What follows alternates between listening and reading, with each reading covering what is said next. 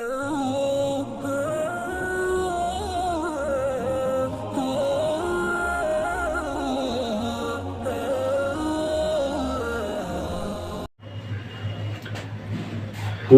ولا قوة إلا بالله العلي العظيم.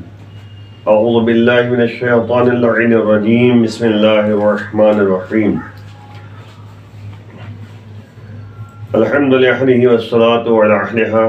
رب اشرح لي صدري ويسر لي أمري واحلل عقدة من لساني يفقهوا قولي. أما بعد. اعزائي گرامی، محبان اہل بیت، آج تمام حضرات کو 13 رجب، جو ہمارے اور آپ کے پہلے امام مولا متقیان علی ابن ابی طالب علیہ السلام کی ولادت و سعادت کا دن ہے، تمام عالم اسلام کو اور بالخصوص ہمارے اور آپ کے جو 12ویں امام زندہ امام ہیں ان کی بارگاہ میں مبارکباد پیش کرتے ہیں، اور پورے محبان اہل بیت کے لیے خاص طور پہ بہت بہت مبارکباد۔ دیکھیں، مولا کائنات کی زندگی، ان کی سوانح حیات کا اگر مطالعہ کیا جائے تو مختلف پہلوؤں سے گفتگو کی جا سکتی ہے۔ پہلے مولا کی ولادت و سعادت جو 13 رجب کو ہے، اور شہادت 21 رمضان کو ہے۔ مولا کائنات کی زندگی کا مطالعہ اگر کریں آپ تو قرآن کی آیتیں بھی متوجہ کر رہی ہیں، چاہے آیت تطہیر کی بات ہو، چاہے حالت رکوع میں زکوٰۃ دینے کی بات ہو، چاہے غدیر خم کے میدان میں اکمال دین کی بات ہو علی کی ولایت کے ذریعے، اور چاہے مولا کائنات کی شب ہجرت سونے کی بات ہو، وَمِنَ النَّاسِ مَن يَشْرِي نَفْسَهُ ابْتِغَاءَ مَرْضَاتِ اللَّهِ، آیت کریمہ جو ہمیں متوجہ کر رہی ہے، چاہے یتیم و مسکین و اسیر کو کھانا کھلانے کی بات آئی ہو، جو سورہ دہر میں اس کا تذکرہ ہے کہ وَيُطْعِمُونَ الطَّعَامَ عَلَىٰ حُبِّهِ مِسْكِينًا وَيَتِيمًا وَأَسِيرًا۔ یہ اہل بیت اطہار وہ ہے جو اللہ کی محبت میں مسکین اور یتیم و اسیر کو کھانا کھلاتے ہیں۔ چاہے آئے مودت کی بات ہو، قُلْ لَا أَسْأَلُكُمْ عَلَيْهِ أَجْرًا إِلَّا الْمَوَدَّةَ فِي الْقُرْبَىٰ، اے میرے حبیب اعلان کر دو کہ مجھے اجر رسالت نہیں چاہیے سوائے مودت قربا کے۔ چاہے حدیث قصہ کی بات ہو، جہاں پہ نبی نے یہی کہا کہ علی آپ اور آپ کے شیعہ کامیاب ہیں اور جنت میں ان کو جگہ ملے گی۔ آپ مختلف انداز سے علی کے فضائل کو دیکھ سکتے ہیں۔ قرآن میں چاہے کُلَّ شَيْءٍ أَحْصَيْنَاهُ فِي إِمَامٍ مُبِينٍ کی منزل ہو، کہ جہاں پہ نبی فرماتے ہیں کہ یہاں امام مبین سے مراد مولا متقیان علی ابن ابی طالب علیہ السلام ہے، کہ سورہ یاسین میں کہا جا رہا ہے کہ وَكُلَّ شَيْءٍ أَحْصَيْنَاهُ فِي إِمَامٍ مُبِينٍ، ہم نے ہر چیز کا احصاء کر دیا ہے امام مبین میں۔ تو امام مبین سے مراد کیا ہے؟ مولا کائنات۔ اور اس کے بعد گفتگو اگر آپ سورہ حمد میں اگر آپ دیکھیے، اہدنا الصراط المستقیم، پالنے والے ہمیں صراط مستقیم پر دائم اور قائم اور ثابت قدم رکھ۔ تو صراط مستقیم کے سلسلے میں مولا نبی نے فرمایا کہ میں اور علی صراط مستقیم ہوں۔ اسی طریقے سے قرآن میں نبع عظیم کی بات ہو رہی ہے، تو نبع عظیم سے مراد مولا کائنات ہے۔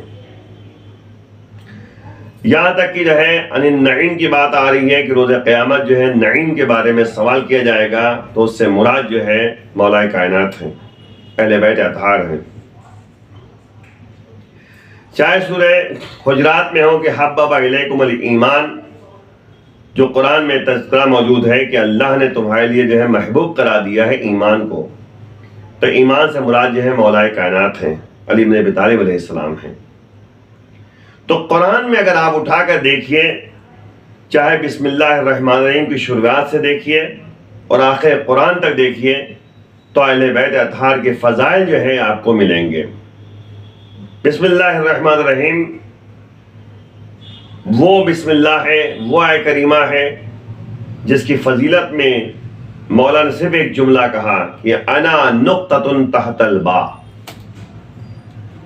پورا قرآن سمٹ کر آ گیا۔ تو سورہ حمد میں سمٹا ہے، سورہ حمد سمٹا ہے تو بسم اللہ الرحمن الرحیم سمٹ گیا ہے، اور بسم اللہ الرحمن الرحیم سمٹ کر آیا ہے تو بائے بسم اللہ میں سمٹا ہے۔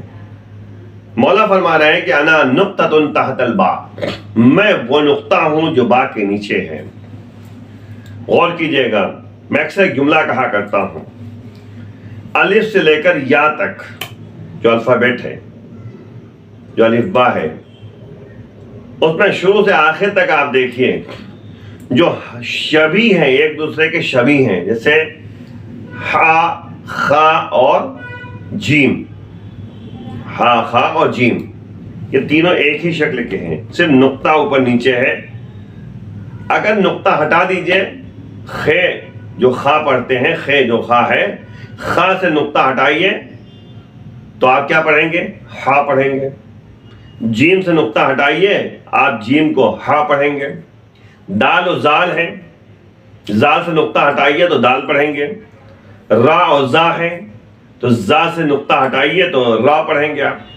سین و شین ہے، نقطے ہٹا دیجئے آپ سین پڑھیں گے۔ سواد و ضاد ہے، نقطہ ہٹا دیجئے ضاد کا تو سواد پڑھیں گے آپ۔ طا زا ہے تو زا کا نقطہ ہٹائیے آپ طا پڑھیں گے، ہے نا؟ مطلب جو ہم شکل ہے، عین و غین، غین سے نقطہ ہٹائیے تو آپ کیا پڑھیں گے؟ عین پڑھیں گے۔ تو جو ہم شکل ہے اس کے نقطے ہٹا دینے کی بنیاد پر آپ اس کو کچھ نہ کچھ پڑھیں گے ضرور، ٹھیک؟ پڑھیں گے نا؟ لیکن با ایسا با ہے کہ با تا تا، یہ تینوں اگر اٹھا کر آپ دیکھیے تو ہم شکل ہیں، ٹھیک؟ لیکن اس میں سے نقطہ اگر ہٹا دیجئے تو آپ کچھ نہیں پڑھ پائیں گے۔ صرف لکیر آپ نے کھینچ دیا با کی طرح اور نقطہ نیچے نہیں رکھا تو کیا ہوگا؟ پڑھیں گے آپ؟ کچھ نہیں پڑھ پائیں گے۔ تو یہی مولا کائنات کی منزل ہے کہ بائے بسم اللہ کے اندر جو ہے پورا قرآن سمٹ کر آ گیا۔ مولا کہہ رہے ہیں انا نقطۃ تحت الباء، میں وہ نقطہ ہوں جو با کے نیچے ہے۔ اگر با کے نقطے کو آپ نے ہٹا دیا تو آپ کچھ نہیں پڑھ پائیں گے۔ بس یوں سمجھ لیجئے کہ قرآن کی تفسیر، قرآن کے مطالب کو اگر سمجھنا ہے تو علی کی ذات کے ذریعے سمجھیے۔ پورا قرآن سمٹ کر آیا تھا ایک نقطے میں، بائے بسم اللہ میں، اور باقی نے جو نقطہ ہے وہ علی ہے۔ یعنی یوں کہہ دیا جائے کہ پورا قرآن سمٹ کر آیا تو ایک نقطے میں، یعنی علی کی صورت میں، اور اگر پھیل جائے تو قرآن ہوتا ہے، سمٹ جائے تو علی کی شکل میں ہے۔ علی نمونے عمل بن کر آئے ہیں، ہر چیز علی کے اندر ملے گا۔ قرآن اگر ہے لا رتب ولا یابس الا فی کتاب مبین، ہر خشک و تر جو ہے قرآن میں موجود ہے۔ تو کل شیء احصیناہ فی امام مبین، ہر چیز کو ایسا کر دیا ہے امام مبین میں۔ اگر قرآن جو ہے ہدی للمتقین ہے، متقیوں کی ہدایت کے واسطے قرآن آیا ہے، تو مولا کائنات بھی جو ہے کیا ہے؟ امام المتقین ہے، متقیوں کے امام ہیں، متقیوں کے رہبر ہیں۔ قرآن اگر نور ہے تو علی بھی نور ہے۔ قرآن اگر نور ہے تو علی بھی نور ہے۔ اور کیا آپ نے؟ قرآن اگر قرآن صامت ہے تو علی قرآن ناطق ہے، بولتے ہوئے قرآن۔ اسی لیے نبی نے کہا انی تارکن فیکم مستقلین، میں بے شک تمہارے درمیان دو گراں عقیدے چھوڑ کے جا رہا ہوں. انی تارکن فیکم مستقلین، دو چیزیں، کتاب اللہ و عطرتی اہل بیتی، قرآن اور اہل بیت، ان دونوں کو چھوڑ کے جا رہے ہیں. ٹھیک. اب مسئلہ یہ کہ ما ان تمسکتم بہما، جب تک ان دونوں سے تم متمسک رہو گے، لن تضلوا بعدی ابدا، کبھی بھی گمراہ نہیں ہو سکتے. حتی یرد لن یفترقا حتی یرد علی الحوض، یہ دونوں الگ ہو ہی نہیں سکتے یہاں تک کہ حوض کوثر تک نہ پہنچ جائیں. ٹھیک. تو اب یہ دونوں ساتھ ساتھ ہیں، الگ نہیں ہو سکتے.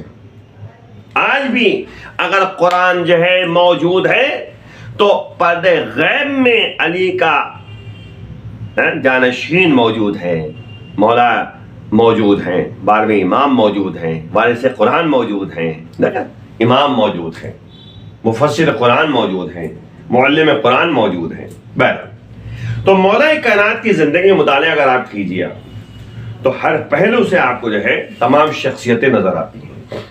اخلاق کے لحاظ سے دیکھیے، عبادت کے لحاظ سے آپ دیکھیے، بندگی کے لحاظ سے آپ دیکھیے.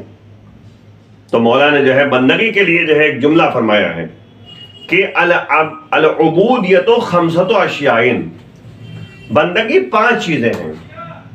مولا قول ہے، کوئی تفصیلی بات پیش نہیں کرتے، مختصر ہی صحیح چند باتیں عرض کرنی ہے. کیا کہا مولا نے؟ العبودیت خمسۃ اشیاء، بندگی 5 چیزیں. خلاء الباطن، پیٹ کا خالی رہنا.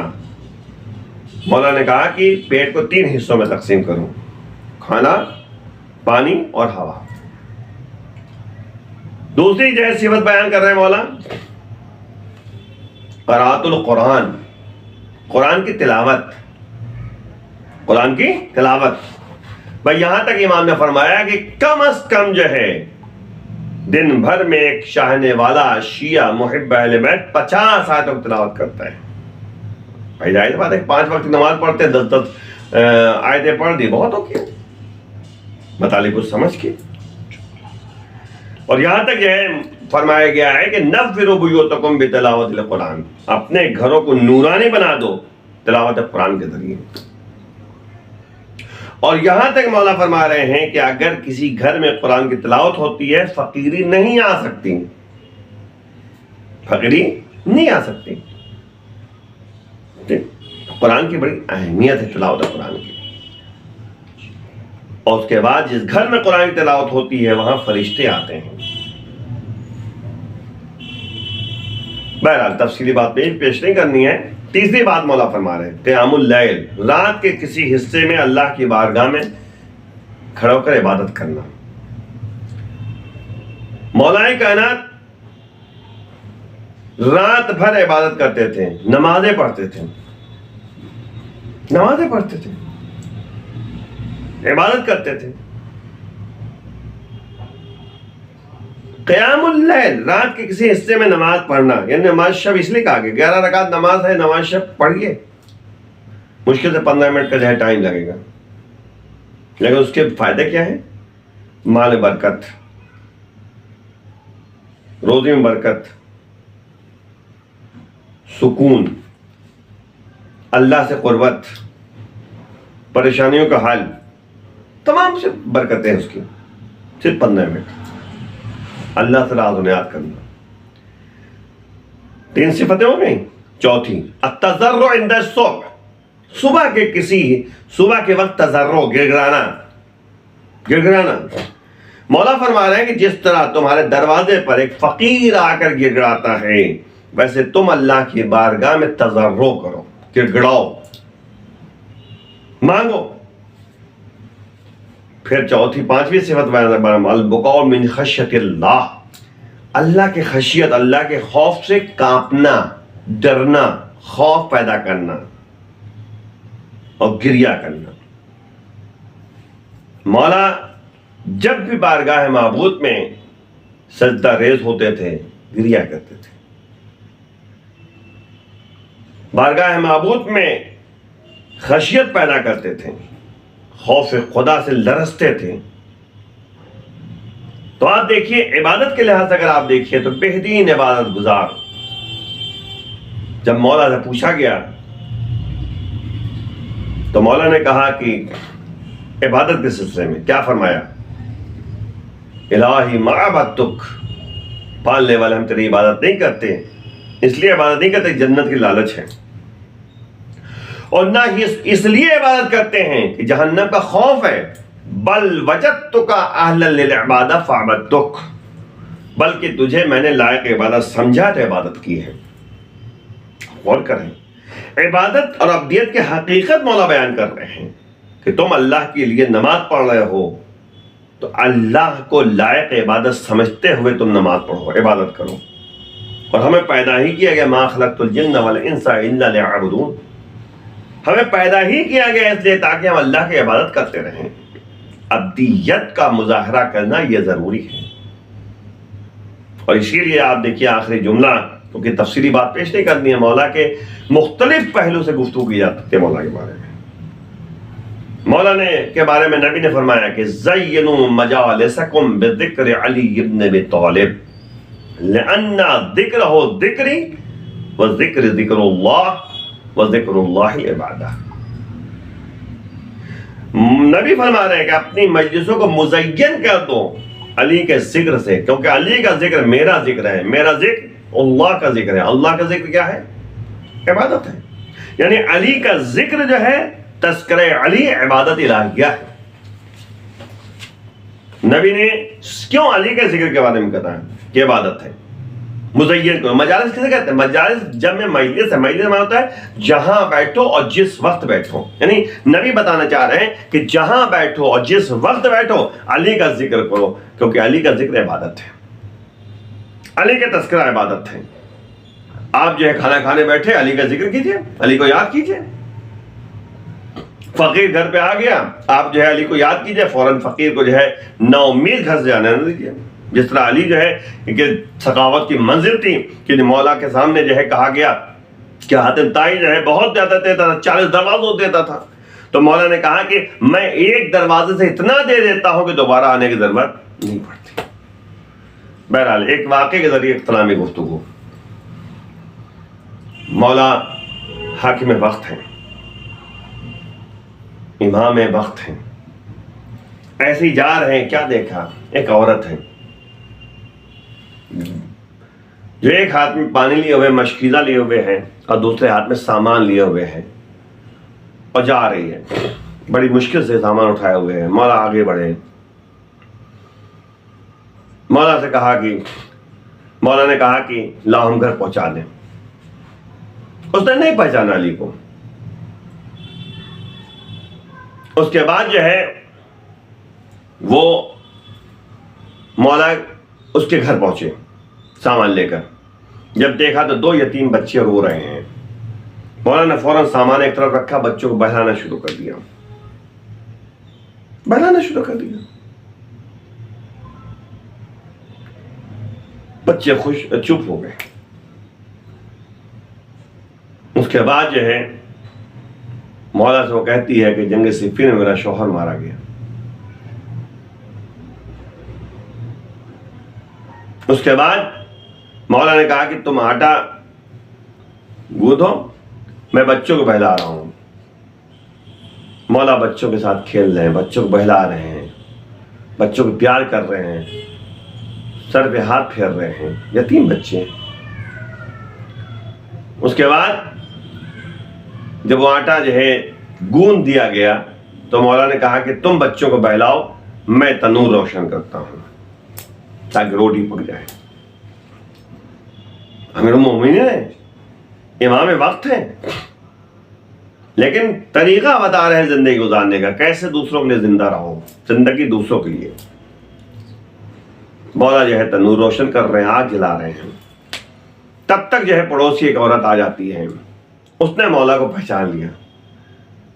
اس عورت کے مخاطب کو کہا غضب، یہ تو امیر المومنین ہے، امام وقت ہیں، ان سے تم جو ہے تنور روشن کرا رہے ہو. اب وہ قدموں میں گر گئی اور معافی مانگنے لگی. مولا نے کہا کوئی بات نہیں، یہ تو ہمارا فریضہ ہے۔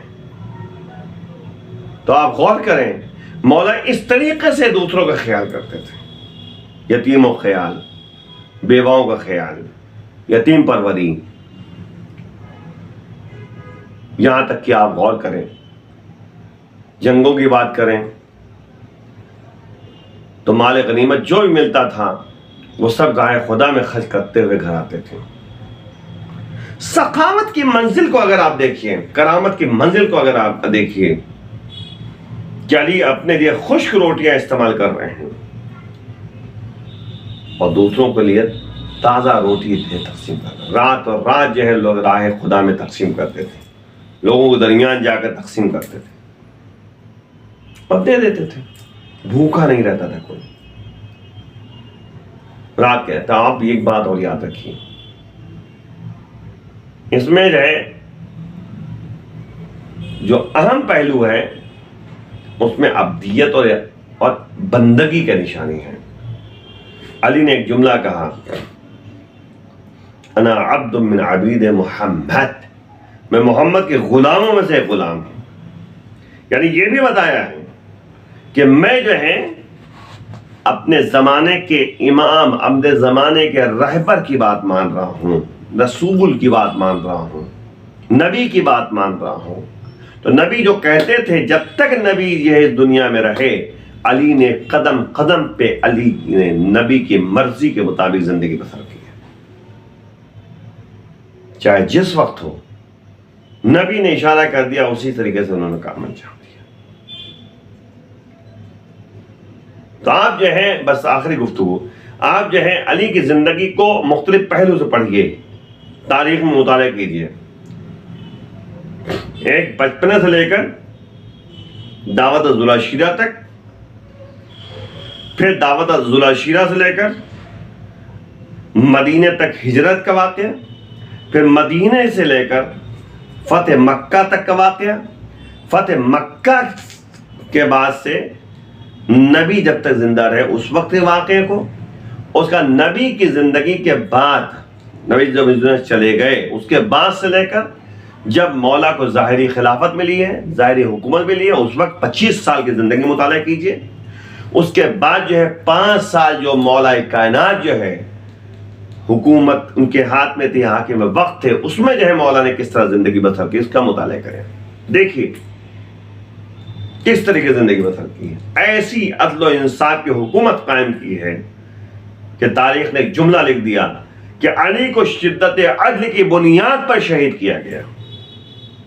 شدت عدل، تو علی کے اندر عدالت، عدل و انصاف، ایسا عدل و انصاف پایا جاتا تھا کہ سگے بھائی کو بھی جو ہے اس سے زیادہ نہ دیا جتنا سب کو دیتے۔ آئیے مل کے بارگاہ معبود میں دعا کرتے ہیں، اس ولایت علی کا واسطہ دیتے ہیں جو غدیر خم کے جو ہے میدان میں نبی نے جو ہے یہ کہا تھا، من کنت مولا فہذا علی مولا، میں اس کا مولا ہوں جس کے میں علی اس کے مولا ہے جس کے جو ہمیں مولا مانتا ہے، من کنت مولا، میں جس کا مولا ہوں، علی اس کے مولا ہے۔ تو آپ غور کریں، ولایت علی کا اعلان کیا ہے، اور قرآن نے بھی جو ہے اعلان کر دیا، الیوم اکملت لکم دینکم واتممت علیکم نعمتی ورضیت لکم الاسلام دینا۔ آج جو ہے دین مکمل ہو گیا، تمہارا نعمتیں تمام ہو گئیں اور ہم تم سے راضی ہو گئے اسلام کے دین اسلام کے ذریعے۔ تو ولایت علی کا اعلان یہ دین کی تکمیل کا سبب بنا ہے۔ تب آپ غور کریں، اس کا واسطہ دیتے ہیں بارگاہ معبود، ولایت علی کا واسطہ دیں، پروردگار شیعہ نے قرار محبان علیہ بیت جہاں پر بھی ان کی عزت و جان و مال کی حفاظت فرما۔ معبود ہمیں امام کے اعوان و انصار میں شمار فرما، ولایت علی کے ساتھ زندہ رہنے کی، زندگی گزارنے کی توفیق عطا فرما۔ محبان اہل بیت جہاں پر بھی ہوں پروردگار ان کی ہر طرح کی پریشانی دور فرما، امام کے ظہور میں تاجر فرما۔ وآخر دعوانا الحمدللہ رب العالمین۔